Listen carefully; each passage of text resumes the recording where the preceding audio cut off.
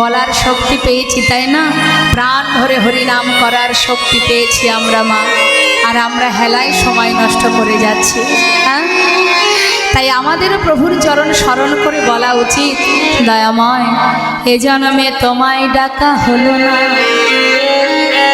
ভবে এলাম বটে মানব কুলে জন্ম পেলাম, কি মানুষ পশু পাখি কি জন্মিয়ে, অথবা কীট পতঙ্গ করম বিপাকে গতাগতি পুন পুন, মতি রহু তুয়া পর সঙ্গ, পেলাম তোমার নাম করার সেবা দেওয়া হলো না দয়াময়, কখন সময় চলে গেল, তোমায় চিনতে পারলাম না, তোমায় ডাকবো কখন? আগে তো তোমায় চিনবো, তারপরে তো তোমায় ভালোবাসবো, আজও সময় চলে গেল, তোমায় চিনতেই পারলাম না যে তুমি আমার কে, তাহলে তোমায় ডাকবো কখন বলো? তাই মা আমাদের সকলের বলা উচিত, দয়াময় এ জন্মে তো হলো না, যদি আবার আমাদের জন্মে থেকে থাকে, হে গো দয়াময় তোমার কাছে এই নিবেদন, যদি আবার জন্মে দাও কৃষ্ণ ভক্তি মায়ের গর্ভে, আমাদের জন্ম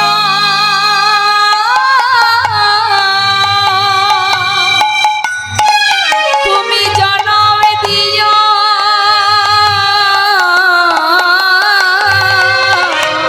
কৃষ্ণ ভক্তি মায়ের গর্ভে,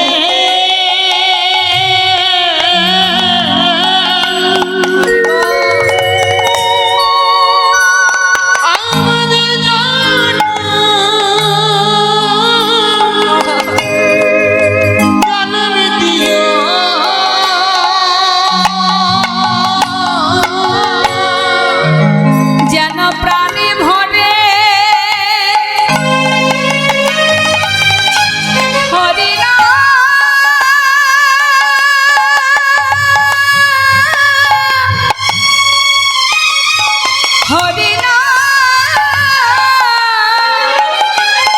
আমরা করিতে পারি, ভক্তিমতী মায়ের গর্ভে আমাদের জন্ম দিও, যেন প্রাণ ভরে হরিনামে গাইতে পারি, ভক্তিমতী মায়ের গর্ভে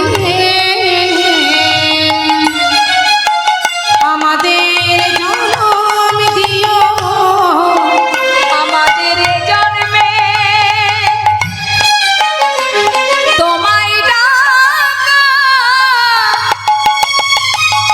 হলো না গো,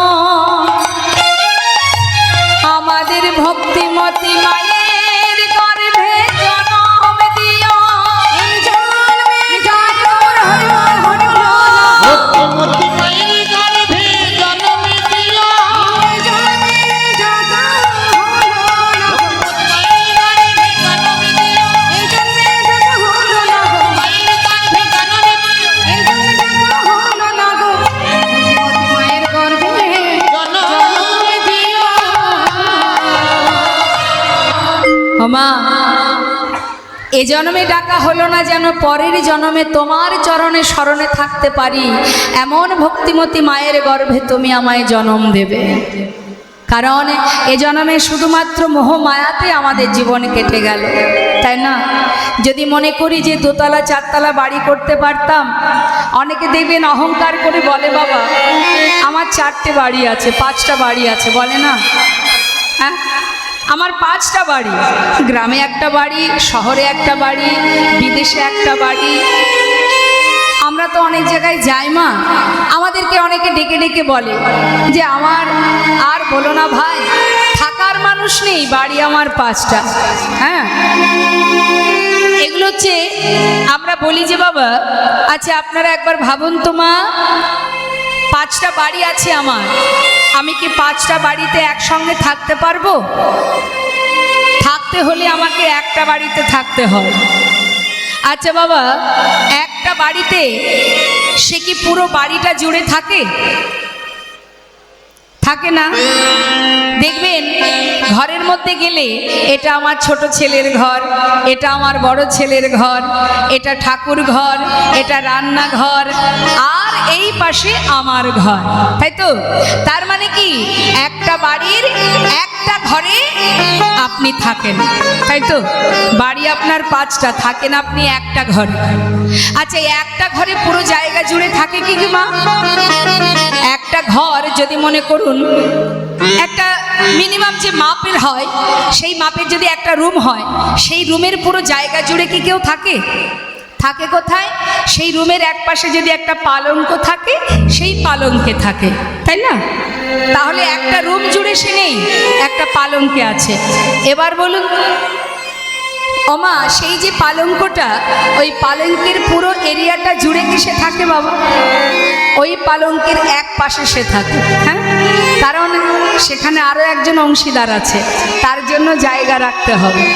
ইচ্ছা মতো তুমি পুরো বিছানা জুড়ে ঘুমাতে পারবে না, সেখানেও ভাগিদার আছে, তাকেও শোয়ার জায়গা দিতে হবে। তাহলে 5টা বাড়ি আপনার, থাকেন আপনি একটা বাড়ি, একটা বাড়ির একটা রুমে এক কোণে এক পালঙ্কের এক পাশে। তার মানে আপনার জায়গা কতটুকু বলুন তো? মাত্র 3.5 হাত। নেতাই গৌর হরি বল হরি। তাই জগতে মা কিছুই আমার নয় গো। গর্ব করে আমরা বলি, দুটো কথা মনে রাখবেন, এক হলো কৃপা আর এক হলো ইচ্ছা। জীবনে যা কিছু পেয়েছি সেটা তার কৃপা, আর জীবনে যা কিছু পাচ্ছি না সেটা তার ইচ্ছা। তুমি চেষ্টা করলেও পাবে না, কারণ তুমি কতটুকু পাবে সেটা একেবারে বরাদ্দ করে লিখে পাঠিয়ে দিয়েছে। এর বেশি হাজার লাফালেও তুমি কিছু পাবে না, ওইটুকুই তোমার। হ্যাঁ, তাই তো যারা পরম ভক্ত, পরম বৈষ্ণব, ইহজগতের কোনো কিছুর প্রতি তারা মোহমায়া করে না মা। এক ভক্ত কত সুন্দর একটি গান লিখেছে, কি বলছে? দয়াময় তোমার ঘরে তোমার বাড়ি, তোমারই খায় তোমার পরি, তোমার বাড়ি,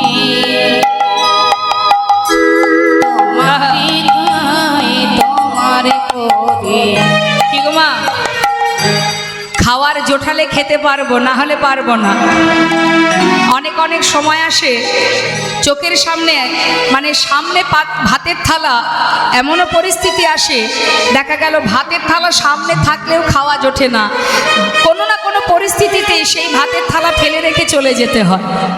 আবার এমনও পরিস্থিতি আসে বাবা, যেখানে কিছু খাওয়া জুটবে কিনা জানি না, হঠাৎ করে দেখা গেল আপনার জন্য তারা আয়োজন করে বসে আছে, আপনি জানেনই না, সেখানেই আজ আপনার অন্ন জুটবে। অর্থাৎ কোথায় আপনার অন্ন জুটবে আর কোথায় জুটবে না, সামনে থাকলেও জুটবে না তিনি যদি না জোগান। তাই বলছে ভক্ত, তোমার ঘর তোমার বাড়ি, তোমারই খায় তোমার পরি, তোমার ঘর তোমার বাড়ি, তোমারই খায় তোমার করে। তোমার দেশে ঘুরি ফিরি, তোমার দেশে ঘুরি ফিরি, তোমায় পাই না।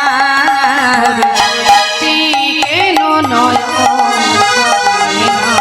ও নয়ন ঝরে না, বলতে কেন নয়ন ঝরে না। তোমার টাকা তোমার কড়ি। বাবা টাকা কি আমার? কেউ বলতে পারবেন যে টাকা আমার? আপনার যদি হতো তাহলে আপনাকে কোনোদিন ওই টাকা কাউকে দিতে হতো না। প্রত্যেকে আমরা একে অপরের হাতে অর্থ তুলে দিচ্ছি। অর্থাৎ লক্ষ্মী চঞ্চলা সে কিন্তু এক জায়গায় থাকে না, শুধু হাত বদল একটার পর একটা। অর্থাৎ কিছুই আমার নয়, শুধুমাত্র কর্মসূত্রে যতটুকু ফল পাওয়ার সেটুকু পাবে, জগতে তোমার কিছুই নেই। তাই বলছে, ওগো তোমার টাকা তোমার কড়ি, শুধু আমার আমার করে মরি। তোমার টাকা তোমার করি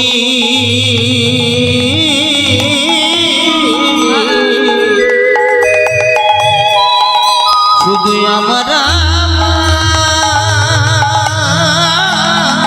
হরিব আমরা করি মরি। তোমারে তবিল নারী চারি, তোমার তবিল নারী চারি, তোমায় পাই না। বলেছি কেন নয়ন ঝরে না, এই নয়ন ঝরে না বলতে কেন নয়ন ঝরে একটুখানি কষ্ট পেলে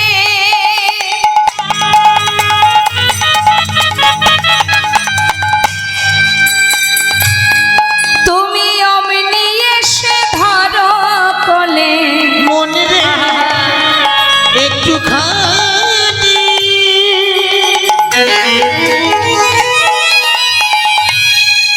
কষ্ট হরিব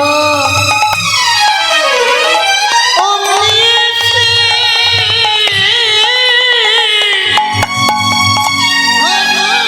ধরে মায়ের মতো মায়া ঢেলে, মায়ের মতো মায়া ঢেলে করো সান্ত্বনা। বলেছি কেন নয়ন ঝরে না, এই নয়নে ধরে না বলতে কেন নয়ন ধরে না তুমি যে মোর কত আপন,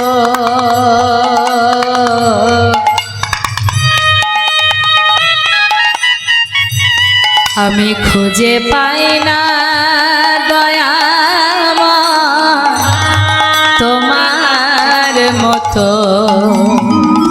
তুমি যে কত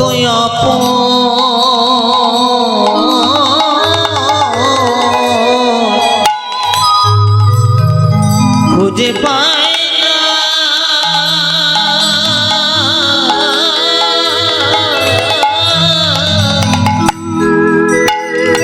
তোমার মতো শেষের দিনে, শেষের দিনে হে দয়াময়, তুমি শেষের দিনে হে দয়াময় ঢেলে ফেলো না। বলেছি কেন নয়ন বলতে কেন নয়ন ধরে না, নয়ন ধরে না বলতে কেন নয়ন ধরে। তাই আগে জানতে হবে মা, কে আমার আর কে আমার নয়। আপন আপন করছো যারে সে তো আপন নয়, দিন ফুরালে বুঝবে আপন যে পর হয়। তার প্রমাণ দিয়ে গেছে মহাভারত। যেদিন মাতা দ্রৌপদীর বস্ত্রহরণ হয়, রাজসভাতে সবাই তার আপনজন ছিল। কেউ কি এসেছিল তার মর্যাদা রক্ষা করতে? কেউ আসেনি মা। এক বলতে পঞ্চ পাণ্ডব ছিল তার, সবাই ছিল সভাতে, সবাই আমার আপনজন। সবার কাছে নিজের বস্ত্রটা হাতে করে ধরে প্রত্যেকের কাছে গিয়ে পায়ে ধরে কেঁদেছিল যে আমি নারী, নারীর নারীত্বকে রক্ষা করুন আপনারা। সবাই মুখের উপরে মাথা নিচু করে দাঁড়িয়েছিলেন, কেউ এগিয়ে আসেনি। সেদিন বুঝেছিলেন মাতা দ্রৌপদী, জীবকে বুঝিয়েছিলেন বিপদ থেকে রক্ষা যদি কেউ করতে পারে জগতের কেউ নয়, একজনই আছে। তখন নিজের বস্ত্র ছেড়ে দিয়ে ভগবানের কাছে আত্মসমর্পণ করে দুটি বাহু তুলেছিলেন। হে কৃষ্ণ, তুমি করুণাময়, করুণা করো। তুমি করুণা করো।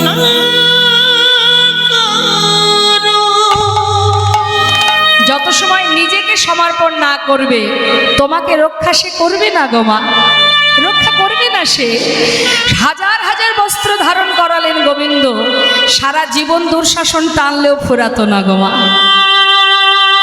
তাই মাথায় রাখতে হবে, কে আমার আপন কে আমার পর। ভরসা তাকেই করা যায় যে সুখেও আছে, দুঃখেও আছে, ভালোতেও আছে, মন্দতেও আছে। সমাজ তোমাকে ততক্ষণ ভালোবাসবে যতক্ষণ তুমি সমাজের জন্য করতে পারবে, কিন্তু ভগবানকে যদি তুমি কিছু নাও দাও, শেষের দিনের সম্বল তোমার সেই হরিনামই সার, আর কিছু তোমার আপন হবে না। তাই জগতে সেই আছে যাকে ভালো না বাসলেও সে তোমায় ভালোবাসে। তুমি যেটা ভাবো সেটা তুমি করো, যেটা তুমি ভাবো সেটা করো, কিন্তু ভগবান যেটা চায় তুমি সেটাই পাবে। তাহলে তুমি ভগবানের চিন্তা করো, তাহলে ভগবান সেটাই করবে যেটা তুমি চাইবে না। তাই গৌর হরি বল। এক ভক্ত বাবা হাতে জপের মালা নিয়ে প্রভাতকালে রাস্তা দিয়ে হেঁটে যাচ্ছে। এমন সময় ধোপারা দেখবেন কাপড় শুকাতে দেয় রাস্তার উপরে। সে বৈষ্ণব ভক্ত বাবা তিনি আবার সকালবেলায় মালা জপ করতে করতে যাচ্ছে, হঠাৎ করে কাপড়ে পা পড়ে গেছে, দেখতে পায়নি। বৈষ্ণব ভক্ত মানুষ, তিনি বারবার হাত জোড় করে ক্ষমা চাইছে যে আমি দেখতে পাইনি। ধোপা কোনো কথাই শুনছে না। মা, কেন পা দিলে, কেন পা দিয়ে চটকালে, কেন নোংরা করলে, কেন নোংরা করে দিলে, এই বলে বারবার বলতে বলতে সে মন্দ কথা, কটু কথা বলতে শুরু করেছে। এমনকি সেই সাধু কিন্তু বারবার হাত জোড় করে ক্ষমা চাইছে যে আমি দেখতে পাইনি, আমাকে ক্ষমা করে দাও। কিন্তু বারবার যখন ক্ষমা চাইছে কোনো কথা শুনছে না। ধোপা কি করেছে, সে কোনো কথাই শুনছে না, সে লাঠি একটা পথের মাঝখান থেকে কুড়িয়ে নিয়ে সাধুকে আঘাত করতে গেছে। আর এদিকে করুণাময় ভগবান গোলকধাম থেকে তিনি আর স্থির থাকতে না পেরে ছুটছেন। কেন? ভক্ত আমার উপরে নিজেকে সঁপে দিয়েছে, ভক্ত বারবার ক্ষমা চাইছে, ভক্ত তো তার গায়ে আঘাত করছে না, অর্থাৎ ভক্তকে রক্ষা করার দায় আমার। এবার ভগবান ছুটে আসছে। যখন আসছে হঠাৎ করে মা লক্ষ্মী জিজ্ঞাসা করছে যে তুমি যাচ্ছ কোথায় প্রভু? বলছে আমার ভক্ত বারবার ক্ষমা চাইছে কিন্তু ও শুনছে না, ওকে আঘাত করছে ও, তাই আমি চলেছি আমার ভক্তকে রক্ষা করতে, কারণ আমার ভক্ত আমার কাছে আমার চরণে নিজেকে সঁপে দিয়েছে, তাই ভক্তকে রক্ষা করার দায়িত্ব আমার। এই বলে প্রভু ছুটছেন। কিছুটা পথ বাকি আছে মা, হঠাৎ প্রভু আর একটু হলেই ভক্তের কাছে যায়। ঠিক সেই সময় দেখছে কি না, সেই সাধু সে আর সহ্য করতে না পেরে লাঠি হাতে করে সেও একটা লাঠি নিয়ে সেই ধোপাকে আঘাত করেছে। যেই না আঘাত করেছে প্রভু আবার চলে গেলেন। হরি বল, হরি বল। মা লক্ষ্মী জিজ্ঞাসা করলেন কি ব্যাপার, চলে এলে, রক্ষা করে এলে না তাকে? সঙ্গে সঙ্গে প্রভু বললেন যে নিজের দায়িত্ব নিজে নেয়, যে আমার ওপরে নিজেকে সমর্পণ না করে তার দায়িত্ব আমি নেই না। তাই গৌর হরি বল, হরি। তাই নিজের দায়িত্ব তার উপরে দিতে হবে, তবেই সে এগিয়ে আসবে, না হলে আসবে না। মা, তুমি দুঃখে রাখবে সেটাই আমার প্রসাদ, সুখে রাখবে সেটাই আমার প্রসাদ। তার প্রমাণ কৃষ্ণ ভক্ত সুদামা। জনতায়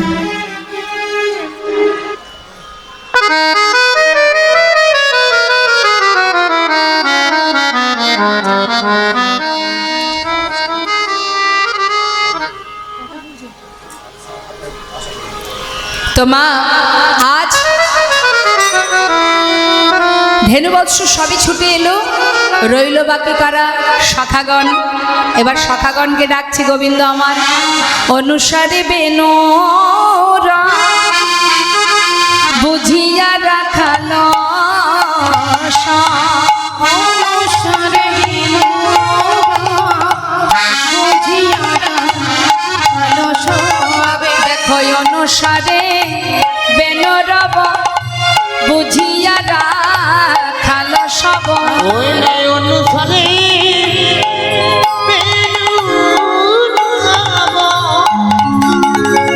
আজ বুঝিয়া রাখালো সব।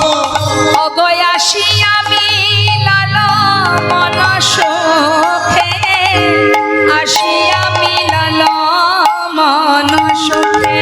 ওই নাই আসি আমি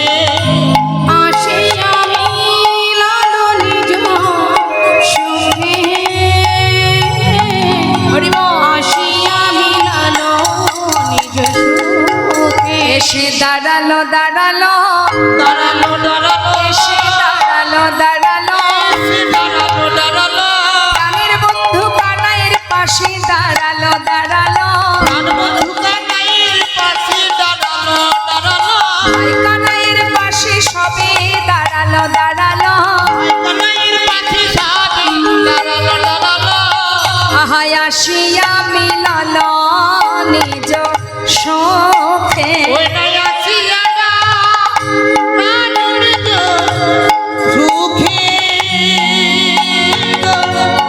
আসিয়া মিলালো নিজ সুখে ওরে কানাই রে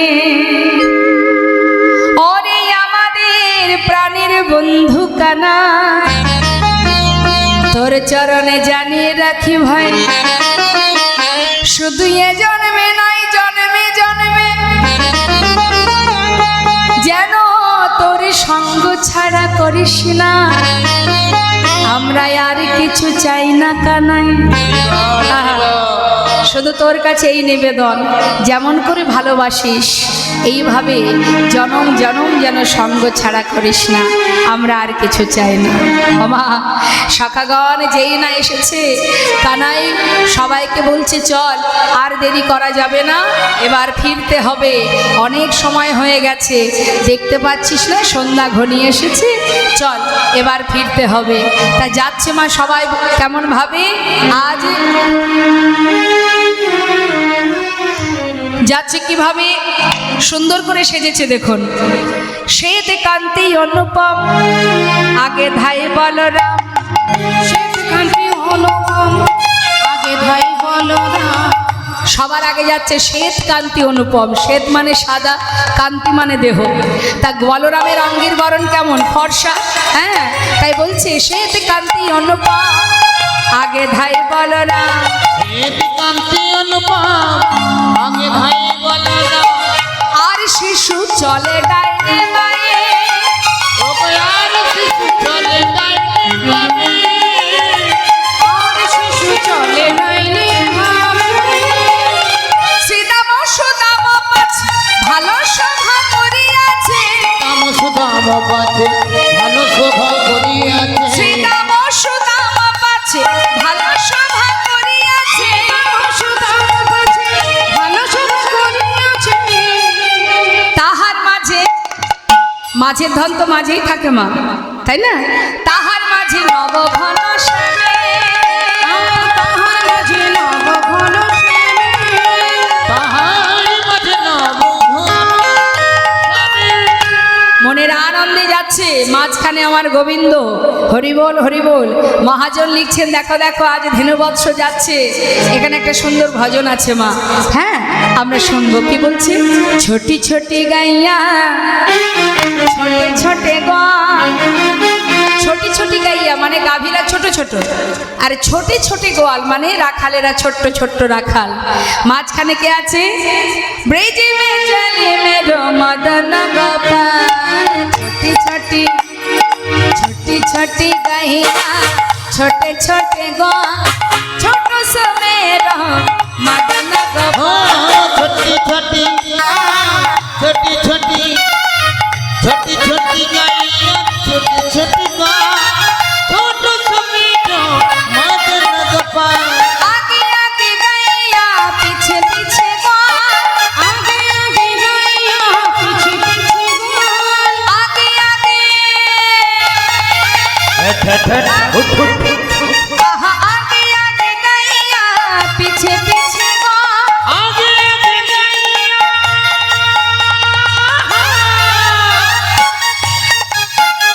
हो आगे आगे गाइया पीछे पीछे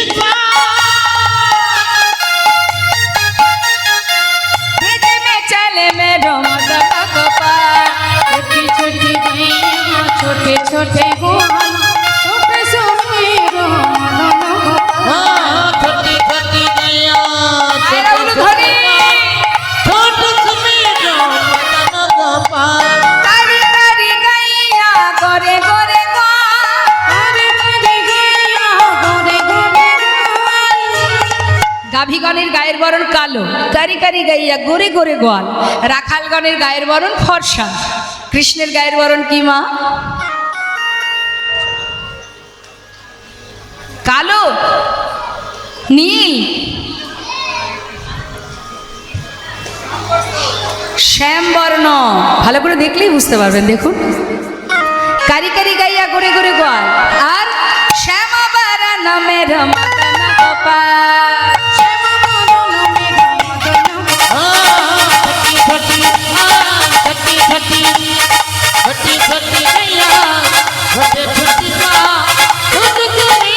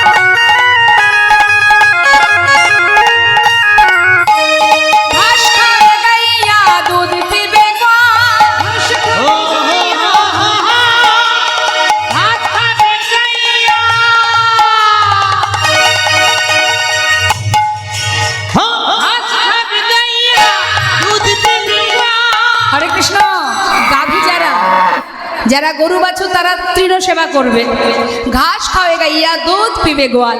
রাখালেরা দুগ্ধ পান করে। আর গোপাল কি খায় না? গোপালের প্রিয় কি? নকুল দানা।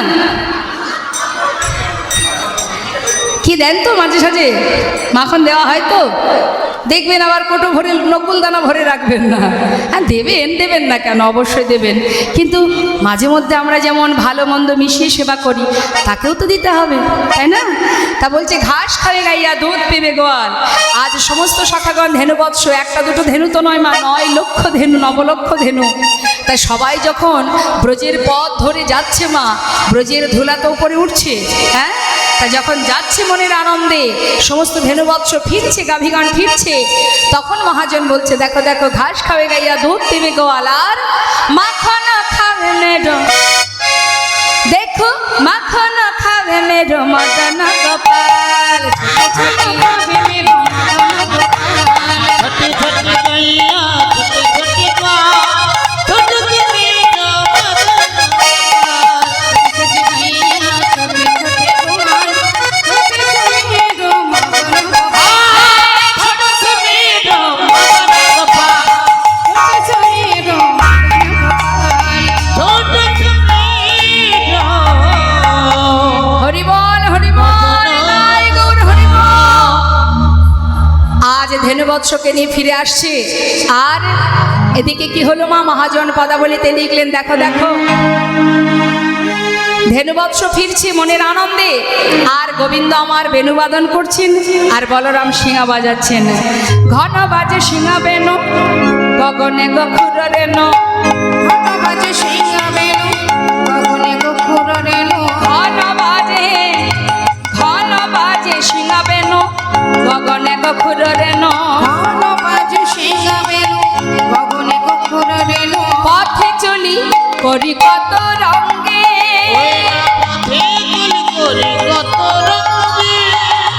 পথে চলি করি কত রঙ্গে।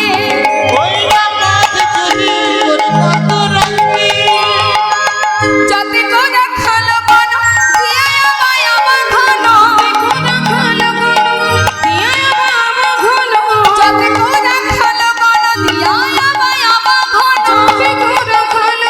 দিয়ে আমায় আমার ঘন। বলরাম দাস চলো সঙ্গে,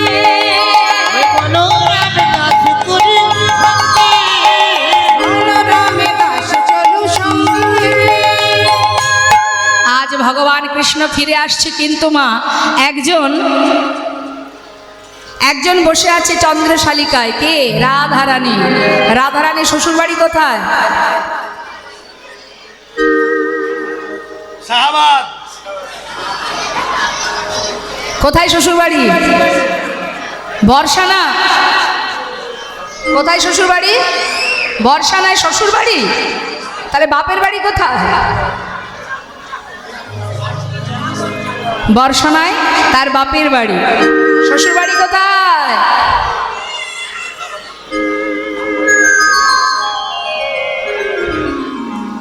যাদবপাটি। আচ্ছা, আপনার শ্বশুর বাড়িটা মনে আছে তো? হ্যাঁ, রাধারানীর শ্বশুর বাড়ি জানেন না? ওই যে জটিলা কুটিলা, কোথায় থাকে তারা? আচ্ছা, ইস, মনে পড়ছে না। এই পেটে আসছে মুখে আসছে না গো, হাই থাকে। যাবট যাবট, যাবটে জটিলা ভবন। হরে কৃষ্ণ। মায়েরা বলুন তো, ওই কুটিলা কি শুধু বৃন্দাবনেই পাওয়া যায়? সব জায়গায় আছে না কুটিলা? কুটিল মতি যার, সেই তো কুটিলা মা। যার কুট মনোবৃত্তি জগতে সেই কুটিলা। শুধু যে বৃন্দাবনে কুটিলা আছে তা নয়, ঘরে ঘরে কুটিলা পাওয়া যায়। এখন জটিলা কুটিলা যাবটে রাধারানী আমার, তিনি সর্বদাই ঘরের মধ্যে বাঁধা থাকে, চার দেওয়ালের মধ্যে, যেখানে থেকে কৃষ্ণ নামের ক পর্যন্ত বলতে দেয় না। সেই রাধারানী চন্দ্রশালিকায় বসে আছে যে বধূ কখন আসবে, বধূর বদন দর্শন করব। জয় রাধে। হ্যাঁ, এখানে কুটিলা না? না, কুটিলমতি যার, তার মুখ দেখলে চেনা যায়। এখানে সেরকম মুখ দেখতে পাচ্ছি না। অন্যের ভালো যে সহ্য করতে পারে না, সেই তো কুটিলা। তার মুখের আকৃতি দেখলে বোঝা যাবে যে কূট প্রকৃতির মনোভাব। সেরকম মুখ এখানে কেউ নেই, আমাদের ওদিকে আছে। আচ্ছা, আমার মায়েরা বলুন, জটিলা কুটিলা সত্যি কি গোবিন্দকে ভালোবাসে না? বাসে। বাসবেই যদি, তাহলে রাধারানীকে কেন এমন করে লাঞ্ছনা গঞ্জনা দিত? জানেন কারণটা কি? হরি বল। ছোট করে বলি বাবা। জটিলা কুটিলা জানে লক্ষ্মী প্রতিমার মতো পুত্রবধূ আমরা ঘরে পেয়েছি। তাকে যদি যমুনায় পাঠায়, ওই যমুনার ধারে গিয়ে যেই না গোবিন্দকে স্মরণ করবে, গোবিন্দ ছুটে আসবে রাধার কাছে। আর ওই যমুনার ধারেই রাধা গোবিন্দের মিলন হবে। তাই তার মনে ইচ্ছা, যদি রাধানীকে ঘরে আমরা বেঁধে রাখতে পারি, একদিন না একদিন ওই মিলন আমার ঘরে হবে না। তাই গৌর হরিব। হয়তো আপনারা বলবেন, ঘরে বেঁধে রাখতো বেশ, যুগল দেখার জন্য ঘরে বেঁধে রাখতো, তাহলে এত লাঞ্ছনা গঞ্জনা কেন দিত? নীল শাড়ি পরতে মানা, চোখে কাজল পরতে মানা, গগন পানি চাইতে মানা, এত অত্যাচার ছিল কেন? এরও কারণ আছে মা। জটিলা কুটিলা জানে